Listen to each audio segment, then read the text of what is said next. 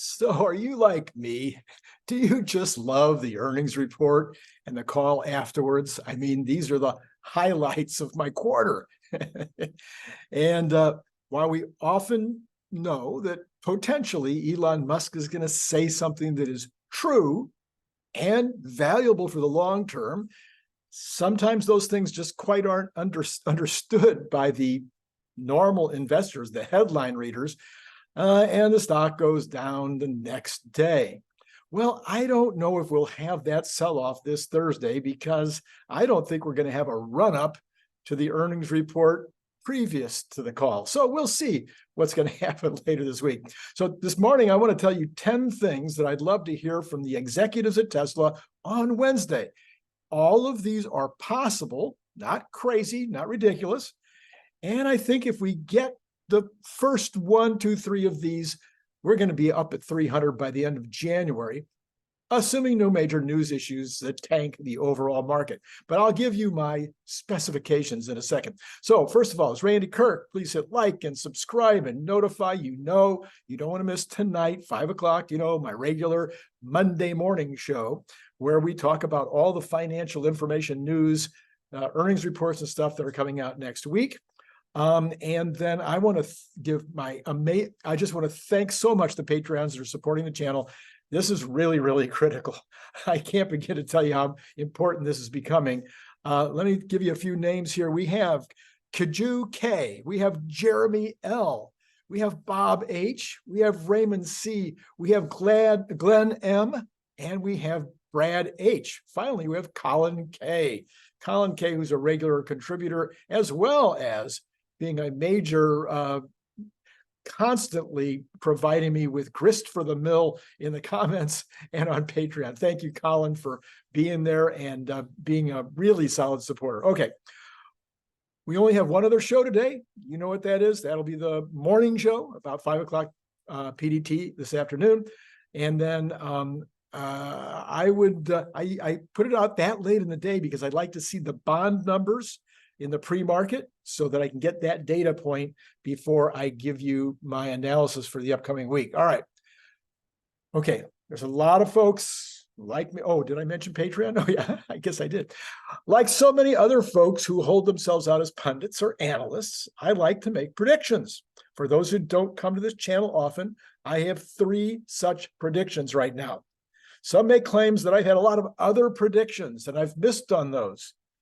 I think that there's only been one major prediction that I've had in the last 3 or 4 months, and that was the 300 just before the last earnings call, which I missed by less than $1. Okay, and it was on exactly the day that I said. Anyway, maybe you got, but nobody can tell me what these other predictions are that I made that were specific and that I missed. I keep waiting for that. Now, I've made some predictions about the directionality of the stock market. And then there's been massive news that's come out that changes that. There's nothing anybody can do about that. I don't care how, you could have a crystal, well, I guess if you had a crystal ball, it wouldn't happen. Okay. I am currently predicting $300 by October 31. You got to know this can only happen if my preconditions are met. So that's part of it too. All right. The bull market has to be continuing the rest of October. There can't be any massive news that, like, for instance, Iran invading Israel and the United States bombing Iran. I mean, that would definitely tank the market. Do you think? So no horrific news. There can't be any Tesla shocks that nobody's expecting, like some major executive quitting on October 29th, just 2 days before or even a week before my predicted day. Anyway, those are some conditions. I also believe that we will hit an all-time high of 410 on or before January 31st. If it's February 2nd, I'm still going to take credit. This will require that we ship 500,000 units in Q4 and that there's guidance for at least 2.3 million in 2024, like we had guidance this year for 1.8. Again, you can't have any shocks like Gen 3 vehicles put off until 2026 or something weird like that. All right. Third prediction is that by year end 2024, we're going to hit $700. Now that assumes 2.3 or more million vehicles being shipped. That assumes a 4680 ramp that's going well, and a Megapack storage ramp for both Lathrop and Shanghai that are both doing well. It does not require FSD, our Dojo, our Optimus, our robotaxis, none of those. We don't need any of those to hit to 700 by the end of next year, as long as we are executing on the regular stuff. Now, if we hit an FSD or a Dojo or an Optimus, any of that kind of stuff comes in, the number will be even higher. All right, so here's the 10 things that I would like the executives to say on Wednesday, and I will list them in the order of importance. Okay, so number one, a reconfirmation of 1.8 million units for this year. Now we're at the middle of 2/3 into October, so they should be able to reconfirm that 1.8 million if we're going to hit it. And that's an absolute necessity. That reconfirmation has to happen if we're going to get to 300 by the end of the month. That is an absolute requirement. Okay. Number two, some specific statement regarding the Cybertruck handover. Maybe the date, the more the better. If they don't give us anything about Cybertruck, if they say something like it's not going to happen until 2024, all bets are off in terms of the end of this month. We need to get some kind of a confirmation. Now, if we don't get the confirmation today, and in fact, between now and the end of the month, the handover is announced, and it's in November, I think we'll still get our October 30th. Okay, we got it, but we have to have a Cybertruck moving along. We have to have progress. Okay, number three, we need some help on margins. Maybe something about costs continuing to go down on batteries and materials. That would be the kind of statement I might expect. Companies continuing to get improvements on in cost due to the ramps, and overall emphasis on cutting cutting parts and processes and procedures, blah, blah, blah. The normal kind of stuff. That'll be enough. I'm not looking for something like, oh yeah, well, our battery costs have dropped by 33%. Now, I think they've dropped by 33%. You might think they've dropped by 33%, and that would be massive. It's like $2,000 per car in terms of costs, but I don't need that. I just need some color, a little bit of color about what's going on with margins that shows that that margins are, the cost of goods is going down. Therefore, margins can continue to be in the range. Okay, let's say the range 17 to 23%. There's the range. Okay. Okay, 4, some assurance on GigaMex. This is not necessary to get to 300 by the end of the month, but I wouldn't like them to say GigaMex is now 2026 or something. We need some kind of assurance, some details for the plan for what's going on. We also need some details of the plan for Gen 3 in Austin. This is kind of associated. So if they tell us that GigaMex is 2025, I'd like to hear confirmation that there's a pilot line that's going to make Gen 3 cars in Austin. Confirmation would be nice. Don't need it in order to get to 300 by the end of the month, but that would be lovely. Number 5, 4680. We just had this announcement last week, so that's mostly what we need to hear. What I'd love to hear is a little bit more color again, that all the major engineering issues are out of the way. They've said things like this previously, but they never really said all. They said, yeah, we still face, as we ramp up, we know that there's going to be these issues. I'd like to hear that all of that's done. That would be a really nice statement. Yeah, we're good. It's really just a matter of continuing to speed it up. All right, number 6, any kind of an update on Optimus. Doesn't matter. Good would be that they still expect production in November. Better would be more color than that even. What does production mean? A little bit more detail.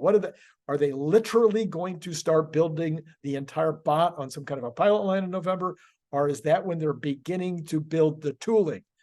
Some color on that would be lovely. Love to hear about that. Again, don't need it for October 30, but it would be nice to hear no matter what. Also, maybe that they'll be using Optimize in the factories starting in January or February or March. In other words, that's their goal. It'd be fun to hear. Doesn't need it to get to 300. Okay. Remember, Optimus is off the table in terms of all 3 of my expectations, my predictions. 7, full self-driving. We'd love to hear that V12 version 12 is getting close to rolling out. certainly would be really fun to hear that they continue to believe that version 12 will be out by the end of the year, or maybe it'll be out in 2 weeks. Either one would be okay. All right. Does everybody get the joke? I mean, some people might not. Anyway, semi-truck. They'd love to hear that they're starting limited production again next month. This is what I believe. I believe that they've been accumulating data, information, making some decisions with regard to the semi-truck, and that while they're not going to do full production until the addition happens at Reno, that they will start some kind of limited production. Maybe I will be right on my weird speculation that they can make semi-trucks within existing space. But nobody agrees with me on that, so that's probably not going to happen. Okay, and again, these are not things that I need to get to 300. I mean, if some of these things happen, of course, it makes it a lot easier to get to 300 by the end of October. Number 9, Dojo. I'd like to hear that we're building, I'd like to hear confirmation that they're building a dedicated facility in Austin. It doesn't really matter where they're going to build these. So the real thing we want to know is that they're on track, that the chart that they gave us earlier this year to go to, I forget, is it 100 teraflops or something like that? It's kind of above my pay grade, but anyway, that the numbers that they're planning for, everything's going great. Production on Dojo is moving along. And number 10, that the Model 3 Plus advanced sales are off the charts. I'd like to hear something about Model 3 Plus sales now that they're making them in Shanghai. Are they getting lots and lots of orders for these in Europe? Are they getting lots of orders for these in all the other countries that they export to? Do they have a big backlog of orders ready to go once they get all the approvals in China? When do they start shipping China? What's going on with the Model 3 Plus? I'd love to hear more about that. Okay, there's the 10. Okay, remember, only the first couple will help, are important to me in terms of getting to 300 by the end of the month. Recognize that I think that the stock could be at 820 right now if all the conditions were met, because 2 years ago in November, we were at 410, and we have double the company now in profits, double the company in units, double the company in total sales. So there's no reason we couldn't be at 820 if all conditions were perfect. And those conditions would be that the bull market is going crazy, risk is on, everybody's okay with risk, and that the company is executing like crazy and has a roadmap that is inspiring. That's all that was happening in November of 2021 when the stock was at 410. So we could be double the company. We should be at 820 right now. So hitting 300 by the end of October is kind of like, yeah, duh. Okay. So, but did I miss anything? Is there anything in that list of 10 that you think is crazy, stupid? Is there anything that you would add to the list? I'd love to hear from you in the comments below. And then, don't forget to hit like. It helps the algorithm. Don't, subscribe, notify. All those things are really a huge help. Joining Patreon is a really big help. And remember, I am posting news now pretty much every single day. I mean, like yesterday, there was hardly any news. I think I only posted one piece of news yesterday. And this is not just news about Tesla, by the way. This is news. I'm posting news all day long as soon as I see it that has anything to do with the market that would affect Tesla. In other words, if I see something in the news that I think is going to make the market go up or down on Monday, I'm going to post that, okay? If I see anything about Tesla, even if it's not going to make the market move, but it's Tesla and it's important. It's something really useful and interesting about the long-term health of the company, but especially if I think it's a market mover, then I'm going to post that. And I'm going to generally only do 2 to 3 of those posts a day. And right now, you can get one of these for free if you join at the Model S level, okay? You can get one of these Cybertruck. This is the one that you can buy now. You don't have to wait. You can get it right now. This is an amazing and clever little thing. Comes in that great box. So if you're going to give it as a gift, and these are free if you join at the $10 level. You can also, if you don't want one of these magnets and you just want to join at the $5 level or $10 level, great. Just join because you want to help the show. You want to help produce the show. But you could, assuming that you like to listen to books on, audio books, well, you can get any one of the 4 books that I have that are major books on the market right now on Amazon. You can get the audio version when you join 2 of them, when you join at the $10 level, and 1 when you join at the $5 level. Now, then you can also, of course, buy the Cybertruck bottle opener and refrigerator magnet. You can buy this for $25 a piece, half the price of the bottle opener that Elon is selling. So if you don't think you want to spend $50 on a bottle opener, maybe you'd like to spend $25. And it's also a refrigerator magnet. And you could also thrill your friends by giving it as a gift at $25 a piece. You would send that to paypal.me. Some of you know this by heart now. paypal.me/Randy Kirk, all in lowercase letters. And you send $25 for each, for however many you want. Now, if you want 10 or more, hit me up down below, DM me, whatever. Get in touch with me. We'll cut a price with regard to a better opportunity on that. And roughly 10% off on buying more than 10. Now, if you want to buy like 20 or 40 or 60, we can probably find even a little more shaving. Okay. There's going to be a number.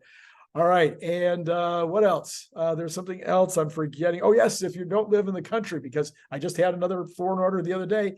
If you don't live in the country, add $20 for freight, whether you buy 1 or whether you buy. In fact, I made a deal the other day. That deal still goes.